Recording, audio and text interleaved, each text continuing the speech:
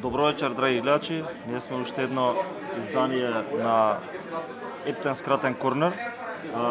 Мојот гостин, условно кажано, е Јове. Здраво, Јове. Здраво.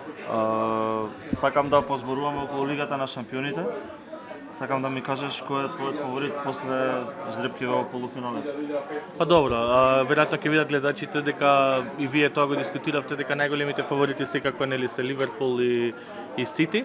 И сите нели тоа и го мислат, меѓутоа јас за мене е сепак Реал Мадрид најголем фаворит за да освои овогодинешната овакво Лига на шампиони. Зошто мислиш дека Реал Мадрид е најголем фаворит? Затоа што имам прилично играчи кои што имаат што да докажат. Мислам дека во еден дел и ти тоа го кажа за Бензема, дека моментално е можеби најдобриот играч па и во светот би кажале. Мислам дека ќе му значи да освои да докаже дека и надвор од ценката на Кристијано Роналдо дека се способни овој тим на Реал Мадрид да освојат.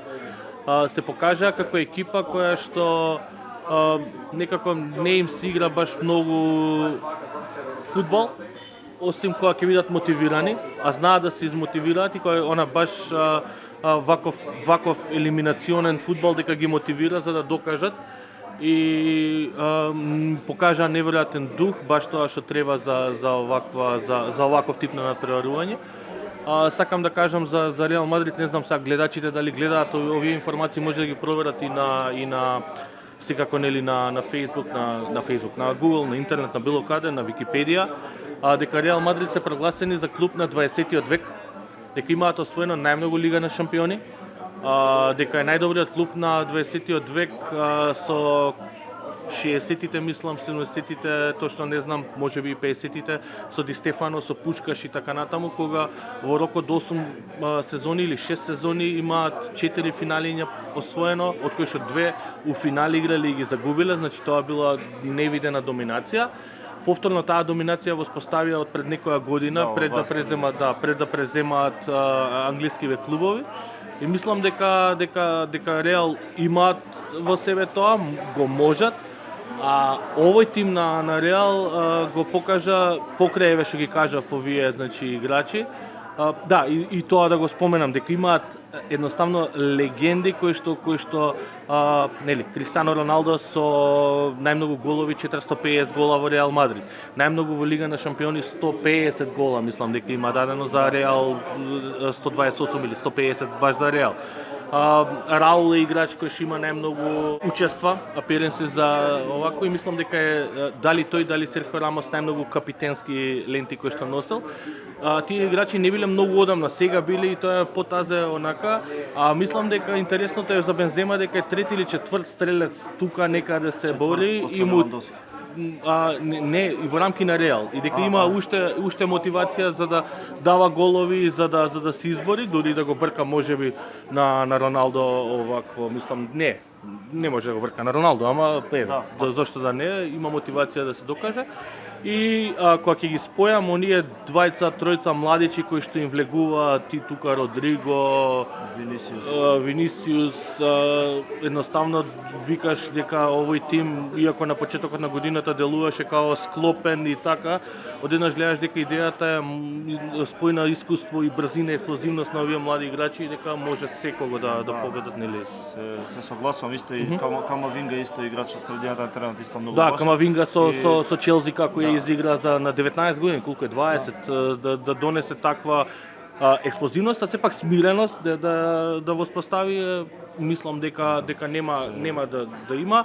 А од друга страна, еве, баш најдиректно сега со Сити, ако ги гледаме, со Сити да не биде оваа година него да бидеме реални. Ништо не намалувам на таа екипа, феноменални се и добри се. Него тоа што им се случи со Атлетико Мадрид, ги искршија од мајање, ги уплашија малце. Тоа се осети можеби со Ливерпул со утакмицата, дека одеднаш почнуваат да се како се вика да се чуваат баш за оваа утакмица, тоа значи дека е неверојатен притисокот на нив дека мора да победат, а кога е неверојатен притисокот знаеме дека може и да се согласам се со тоа што изгори. го кажа претходно за Бензема, дека има многу што да докаже, зашто мислам дека социјалните медиуми и помалите фанови го направија претходно Бензема да биде како во сенка на Кристијано Роналдо и да се смета дека Кристијано Роналдо е Реал Мадрид, што тоа апсолутно не е точно, нели, кој што може да видиме изминатите неколку сезони. И да, потполно се согласувам во твојата констатација дека Манчестер Сити е под огромен притисок, тоа што му се случи сега со Ливерпул го видовме. И Они се разбудија после да, малце, ама меѓутоа Ливерпул имаше полесен натпревар, одмараше бековите ги одмараше Ван Дајк, одмараше Салах, имаше веќе решена со 90% решен натпревар против Бенфика и проблемот беше што Атлетико го измори Сити и плюс Кјотек игра во среда и пак во сабота, а Челси играше во вторник, играше во недела, малку распоред ги зезна. Тоа се влијаеше така и најголема предност ја гледам кај Реал Мадрид против Манчестер Сити, тоа што лигата во Шпанија е решена скоро, а Манчестер пак треба да држи темпо со Ливерпул. Притисокот е огромен. Имаат екипа, имаат нели измени, рековме, меѓутоа ја не знам сам, ќе ми биде интересно да видам Бейл дали воопшто ќе фати било кога да игра, затоа што го видовме сега и за Велс дека игра феноменално. Да не спремаат нешто, тој е голем играч за полуфинале, за финале. Од друга страна пак кај Сити замените кога не игра Де Брујне, они се просечна екипа. Не знам како може до толку да остаат на еден играч. Најверојатно првата нема да игра исто Де Брујне што се игра во Манчестер, тоа ќе биде исто уште еден голем проблем за Манчестер Сити. Според мене најголем проблем во Манчестер Сити ќе биде самиот Гвардиола против Анчелоти, против Реал Мадрид, како ќе биде. Меѓутоа до сега што ми кажа се беше Реал Мадрид против Манчестер Сити, што правиме во финале ако дојде Ливерпул. Тука малце ќе биде ќе контрадикторно малку во однос на минатиот пат каде што кажав дека Ливерпул се во позиција да атакуваат 4 титули, една имаат освоена, идат на Лига шампиони, идат на Европа и ЕФА куп се сега во финале,